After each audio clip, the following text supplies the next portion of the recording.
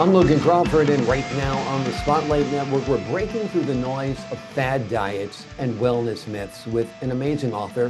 Her name is Lotus Ellis, and she has penned an important book. It is called From Surviving to Thriving, a blueprint for healthy living. With more than 2 decades of experience in nutrition and wellness, Lotus offers a science-backed, sustainable guide to reclaiming your energy, vitality, and joy without deprivation or any of the hype. Inspired by her time in Costa Rica's Blue Zone, this book reveals how small, smart choices can lead to a longer, healthier, and more vibrant life. We're delighted to have this very talented author join us here today on Spotlight. We thank the team at Mainspring Books for helping us put her in the spotlight today. And we ask viewers like you to support authors like her by subscribing to our channel and by purchasing her amazing book. The links are below this interview. And be sure to download the Spotlight Network TV app, streaming on Roku, Apple TV, and Amazon Fire TV. Lotus, thank you so much for joining us here today on Spotlight. Well, thank you so much for having me, Logan.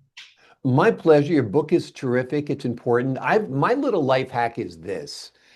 I look at a menu if I'm out at a restaurant, and I always pick out something that I know is wrong for me or not great for me. And then I make the smart choice. So what I try to do is fight my instincts of wanting something that's oily, salty, cheese laden, and lots of sauce on it. And then try, let me get something that's fresh cooked, that has some vegetables, some legumes, some lean protein. And that's my little life hack. You've got a lot of life hacks in your book. What are some of the things we should be looking for when it comes to either eating out in a restaurant or purchasing foods for ourselves at home? Well, my advice is really when you're at the grocery store to try and get as many fresh produce as you can, because Mhm. that's where all the vitamins and the nutrients are. And really to avoid all of the processed foods and the refined sugar, because really that is poison, and especially the North American diet, unfortunately, is terrible for that. So same thing when you're out, really to try and get, do not get the deep fried food, really try and get the Yeah. grilled fish if you can. But again, if you're going to buy fish, go wild instead of farmed. There's Mhm. little hacks, same thing. If you're going to, if you're vegan, it's a little bit harder. But even just with beef, you want to go the grass fed, same thing with the chicken and the eggs. You want the free range, and you really want to stay away from anything. I mean, if you can buy organic, that's great, especially for certain foods, because that is it's a tricky one in the environment that we live in with all the pollutants, and it's easier to find now. I Mhm. find, but fresh is always, and if you can make it yourself, at least that way you control what's going in it. You know what kind of oils you're using. I mean, my go-to is olive oil. I would say that's number one. The Mediterranean diet Mhm. is amazing. So I Yeah. would say that's my biggest tip in the food department. I heard a great saying the other day. Somebody said, the longer the shelf life, the shorter your life. The shorter your life. So I think that's very, very true, important to keep in mind. And Also, very, especially, I was going to say the ingredient deck too. You know what? My kids kill me because they're like, why do we have to take so long at the grocery store? But I read the ingredient deck, and really the fewer ingredients you have in it, the better, especially when you see all these names that you can't even pronounce them. I mean, stay away from that.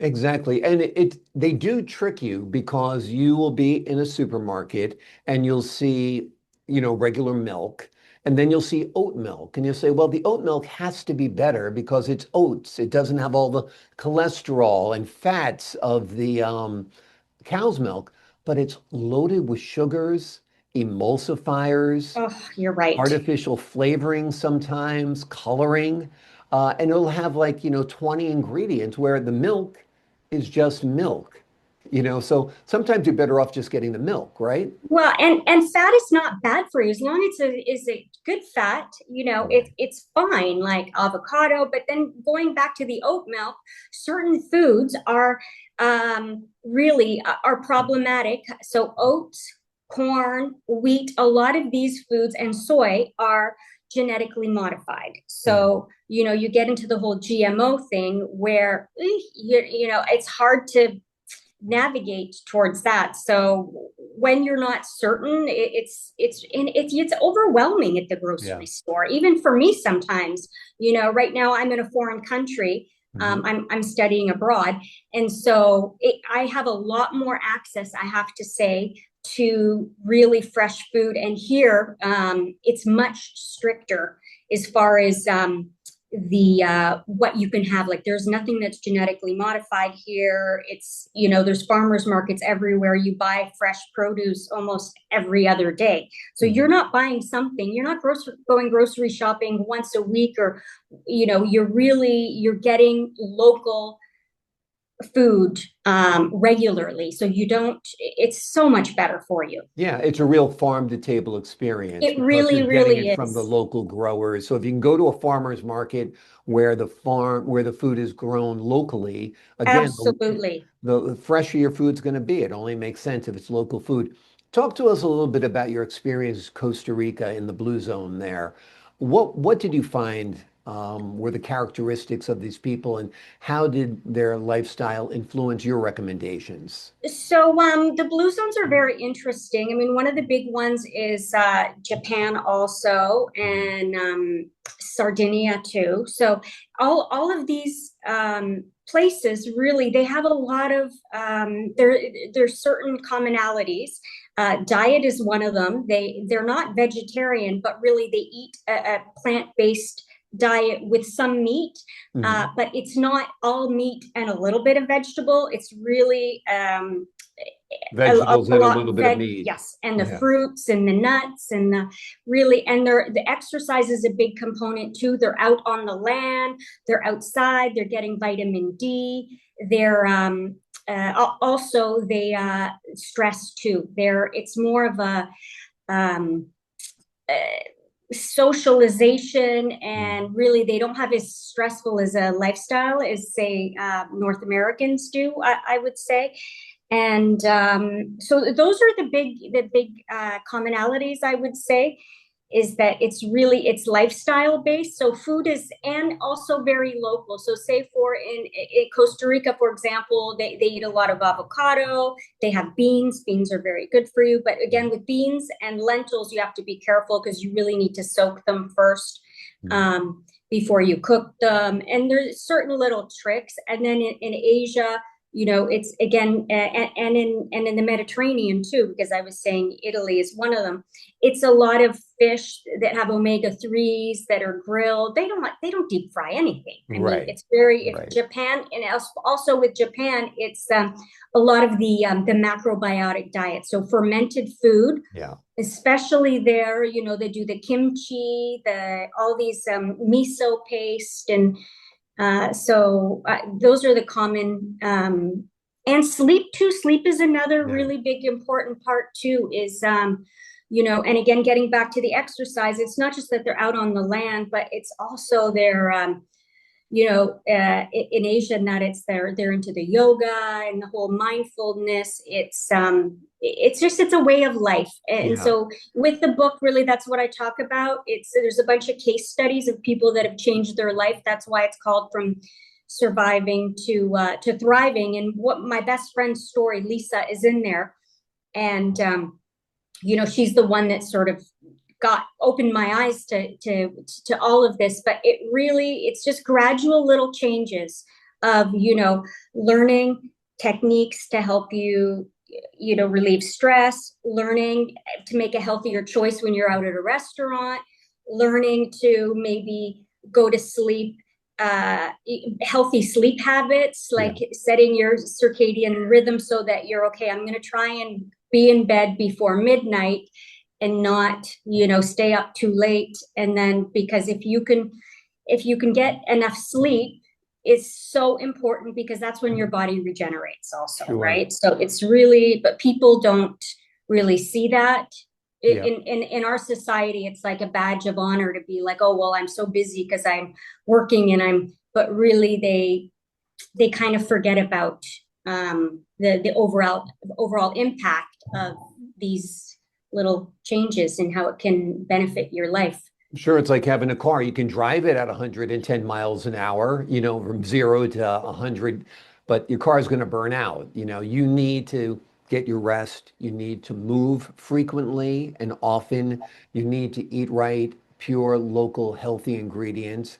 You need to be surrounded by community, and you need to Community, yep. expand your mind as well to have, wellness. And I think that, of course, obviously is the goal of your book.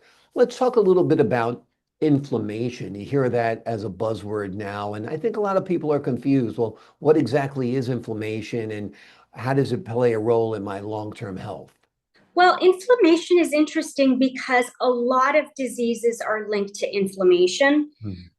And really, so certain foods that you eat can lower that, like foods that have omega 3s in them can be helpful for that. And really, inflammation would be, if you have fibromyalgia, arthritis, anything within really, I mean, it's linked to so many uh, cardiovascular, so many issues really are linked to inflammation in a lot of the food that we eat, unfortunately. Like, so for example, if you're corn, so genetically modified corn will cause inflammation. Now, if the cattle are given this corn and then you turn around, and so the cattle has the inflammation, and then you turn around and you eat that Hmm. inflammation, you're actually, you know, eating that inflammation. So Yeah. the key is really, again, read the labels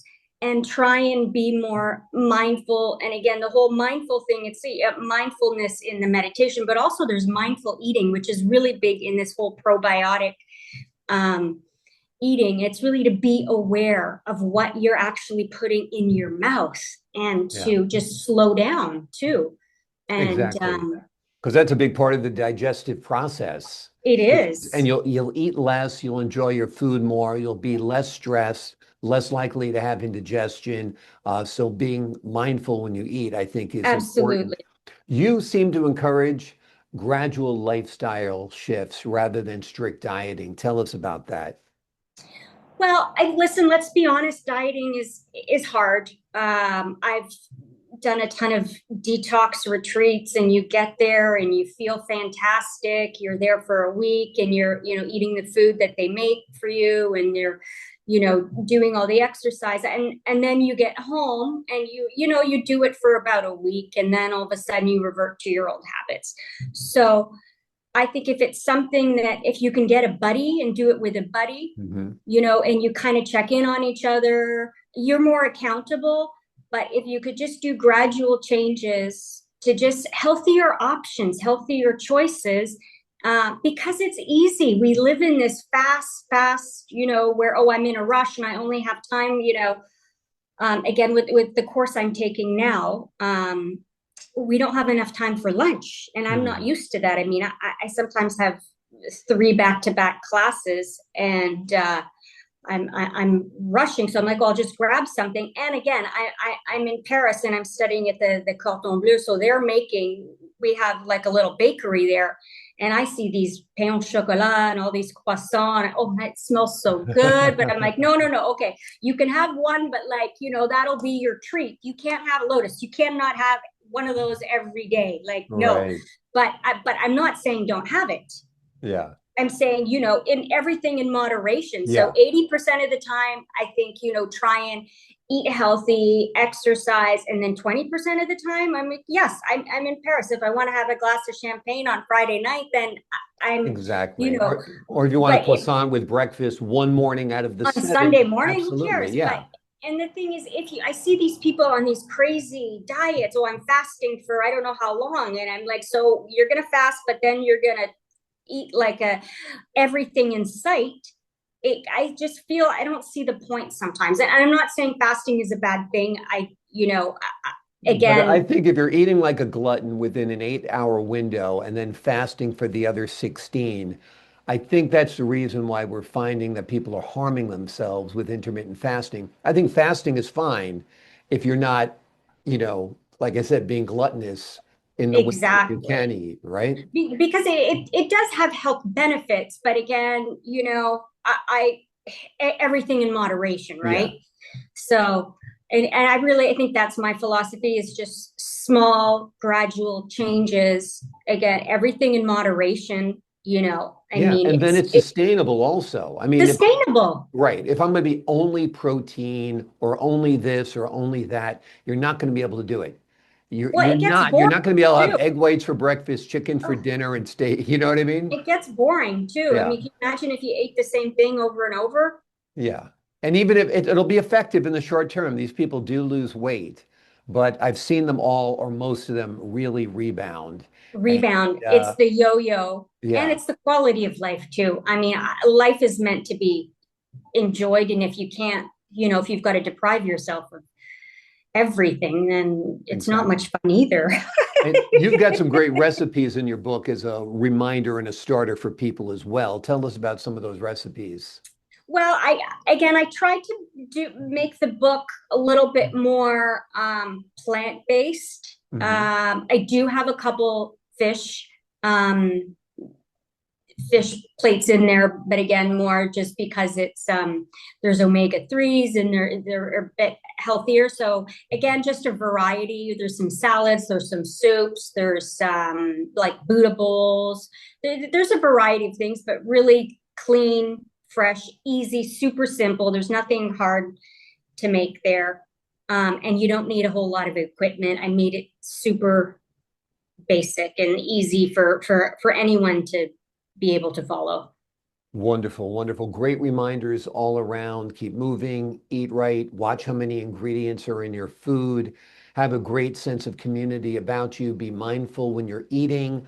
Lots of terrific reminders today that, it can be about being as healthy as you can be, feeling as good as you can be, and is experiencing as much joy as you possibly can. The name of the book is From Surviving to Thriving, a blueprint for healthy living, a refreshing and realistic guide to wellness, vitality, and best of all, long-term health. Lotus, thanks so much for joining us from Paris today. Well, thank you so much for having me. It's my pleasure. I appreciate your wisdom and your insight to the folks at home. I'm Logan Crawford, thanking you for your time this time. Until next time on Spotlight.